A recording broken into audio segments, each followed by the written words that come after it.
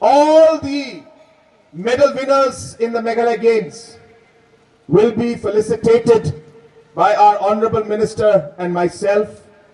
We will be giving cash awards to all the medal winners, and we will also be announcing other financial packages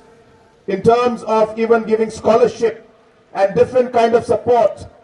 to the medal winners in the Meghalaya Games. And this is being done to provide that financial support so that they can invest in their games, but also to give them the feeling and their families the feeling that by playing sports, it's not just about spending time playing some game, but actually they will see the real benefit coming out by them allowing their children to play these sports, by the fact that once they get medals, they will be getting cash awards and even scholarships in different ways. And hence, this government is doing different policies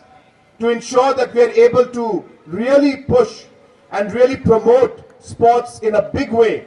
in the state and in the country as a whole. Friends, you will also be happy to know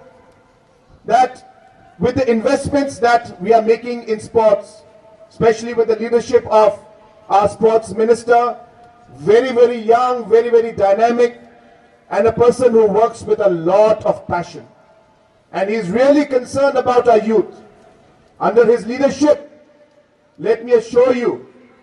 that Meghalaya will have one of the largest and the maximum infrastructure compared to any other state in the northeast especially, and maybe even in the country. We will have one of the highest infrastructures for different sports in different parts of the state.